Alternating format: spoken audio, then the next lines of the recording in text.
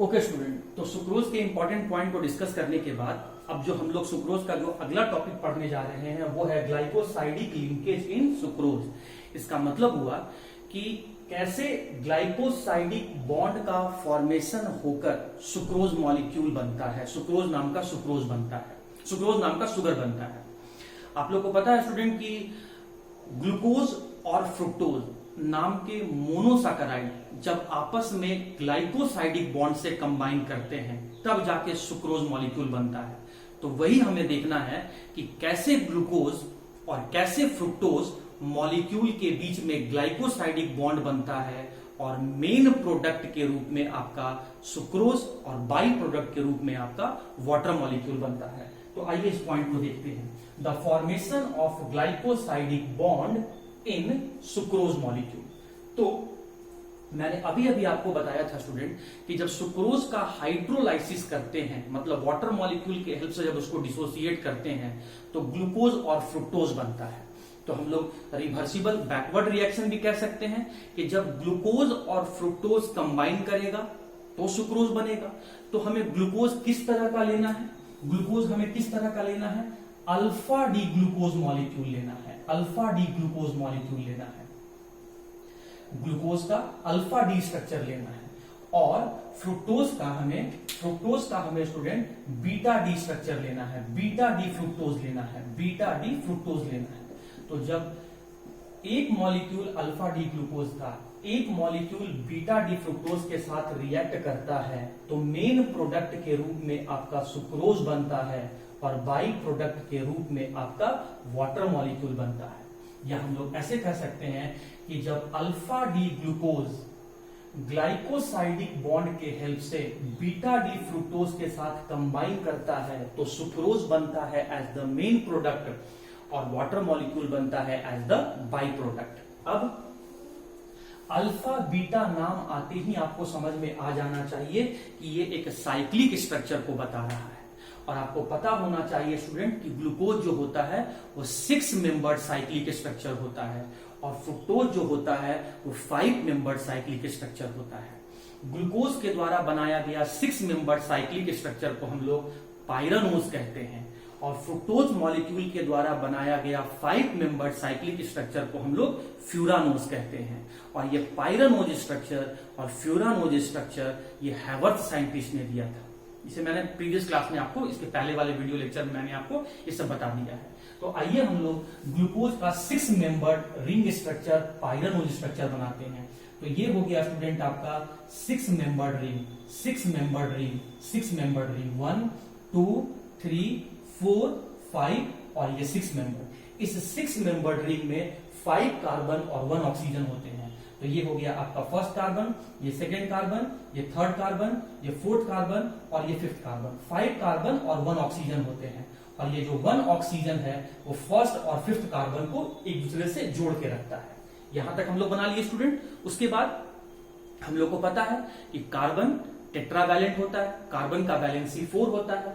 अब इस कार्बन का 4 वैलेंसी दिखाने के लिए हम एक बॉन्ड ऊपर और एक बॉन्ड नीचे, इस कार्बन का टेट्रा वैलेंसी दिखाने के लिए एक बॉन्ड ऊपर एक बॉन्ड नीचे, इस कार्बन का टेट्रा वैलेंसी दिखाने के लिए एक बॉन्ड ऊपर एक बॉन्ड नीचे, इस कार्बन का टेट्रा वैलेंसी दिखाने के लिए एक बॉन्ड ऊपर एक बॉन्ड नीचे, इस कार्बन का भी टेट्रा वैलेंसी दिखाने के लिए एक बॉन्ड ऊपर और एक बॉन्ड नीचे कर दिया। सही है।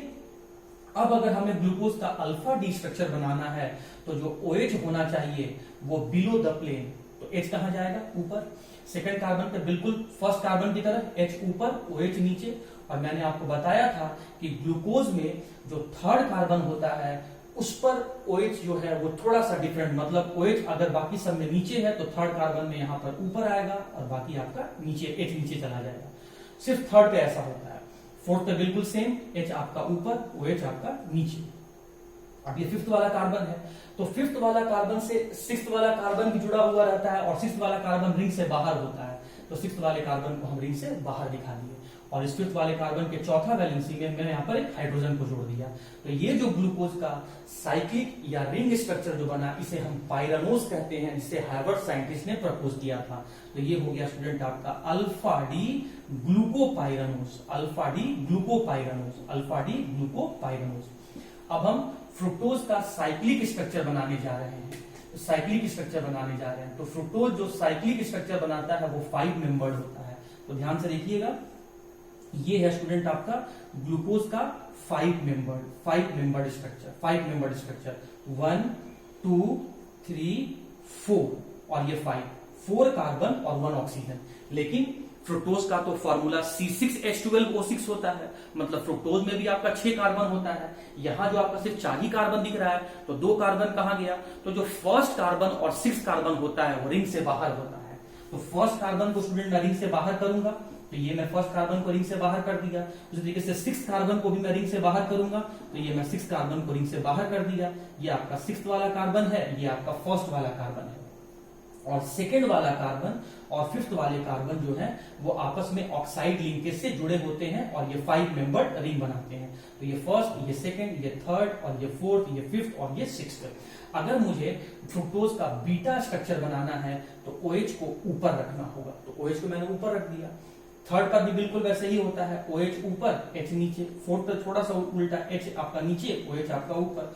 5th में आपका यहाँ पर H और ये आपका CH2OH। ये सब चीज मैंने आपको प्रीवियस वीडियो लेक्चर में मैंने बता दिया।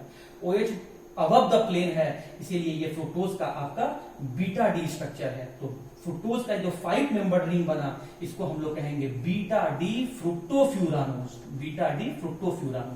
और अब क्या होगा स्टूडेंट, ध्यान से देखिए, यहां पर रिएक्शन होने जा रहा है ग्लूकोज का फर्स्ट कार्बन और फ्रुक्टोज का सेकेंड कार्बन। कैसे?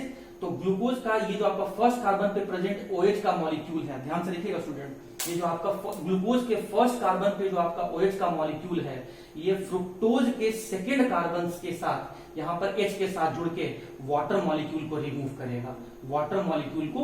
करेगा। ध्यान से देखिएगा, ग्लूकोज के फर्स्ट कार्बन पे प्रेजेंट OH, फ्रुक्टोज के सेकेंड कार्बन पे प्रेजेंट जो OH है उसमें प्रेजेंट हाइड्रोजन और ग्लूकोज का फर्स्ट कार्बन पे प्रेजेंट OH आपस में रिएक्ट किया, H+OH- वाटर मॉलिक्यूल यहां पर रिमूव हो गया और जो स्ट्रक्चर बन के आया वो देखिए क्या बन के आया। ये मैं बना रहा हूं स्टूडेंट ग्लूकोज वाला स्ट्रक्चर। ग्लूकोज का जो पायरानोज स्ट्रक्चर था ये जैसा है वैसा का वैसे ही बना दीजिए। सामने देखते रहिए स्टूडेंट, देखिए ये यहाँ पर यह H है, ये यहाँ पर OH को रिमूव हो गया, यहाँ से OH रिमूव हो गया। अब यहाँ पर इस सेकंड वाले कार्बन पर देखिए ये H, ये OH, थर्ड वाले पर देखिए ये OH, ये आपका H, 4th वाले पर देखिए ये H, ये आपका OH, 5th वाले पर देखिए ये यहाँ पर स्टूडेंट आपका H है और यहाँ पर बाहर में आपका CH2OH है। ये आपका ग्लूकोज का था, यहाँ से OH रिमूव हो गया, वाटर के फॉर्म में OH यहाँ से रिमूव हो गया। किसके साथ जुड़ा हुआ है? फ्रुक्टोज का। तो फ्रुक्टोज का नीचे जो पायरानोज स्ट्रक्चर है उसे मैं नीचे बनाने जा रहा हूं। ये देख सकते हैं, ये आपका फ्रुक्टोज का पायरानोज स्ट्रक्चर यहाँ बना है। ये फ्रुक्टोज का पायरानोज स्ट्रक्चर है, इसमें आपका CH2OH यहाँ पर देखिए रिंग से बाहर है, H आपका यहाँ पर नीचे है, फिर यहाँ पर H है, यहाँ पर आपका OH है, फिर देखिए यहाँ पर OH है और यहाँ पर आपका नीचे में H है, फिर यहाँ नीचे में आपका CH2OH है और यहाँ पर देख सकते हैं H रिमूव हो गया, तो यहाँ पर आपका ऑक्सीजन बच गया। और ये जो आपका ऑक्साइड लिंकेज जो बना है, ये जो आपका यहाँ पर स्टूडेंट ईथर लिंकेज जो बना है, ईथर लिंकेज जो आपका यहाँ पर बना है, मैं इसे बीच में दिखा दे रहा हूँ, बीच में करके दिखा देता हूँ। ये जो ईथर लिंकेज बना है ग्लूकोज के फर्स्ट कार्बन और फ्रुक्टोज के सेकेंड कार्बन के बीच में, ग्लूकोज के फर्स्ट कार्बन और फ्रुक्टोज के सेकेंड कार्बन के बीच में ईथर लिंकेज जो बना है, जिसकी वजह से ग्लूकोज और फ्रुक्टोज आपस में कंबाइन किया है, तो इस तरह से जो बना हुआ बड़ा शुगर का मॉलिक्यूल है इसे ही हम कहते हैं सुक्रोज। और यहां पर जो है वाटर मॉलिक्यूल रिमूव हुआ है एज द बाई प्रोडक्ट। तो आप देख सकते हैं स्टूडेंट कि when the alpha D glucopyranose combined with the beta D fructofuranose, then the sucrose molecule is formed as the main product and water molecule is formed as the by product. और ध्यान ये रखना है कि ये जो glycosidic bond बना है वो फर्स्ट कार्बन और सेकेंड कार्बन के बीच बना है। फर्स्ट कार्बन ग्लूकोज का और सेकेंड कार्बन फ्रुक्टोज का। ग्लूकोज के फर्स्ट कार्बन से OH रिमूव हुआ था और फ्रुक्टोज के सेकेंड कार्बन से H रिमूव हुआ था, और इसलिए ग्लूकोज के फर्स्ट और सेकेंड कार्बन के बीच में ये आपका ईथर लिंकेज बना है, जिससे ग्लूकोज और फ्रुक्टोज कंबाइन कर एक बड़ा शुगर मॉलिक्यूल सुक्रोज बनाया है। तो इस तरीके से सुक्रोज में ग्लाइकोसाइडिक बॉन्ड या ग्लाइकोसाइडिक लिंकेज का फॉर्मेशन होता है।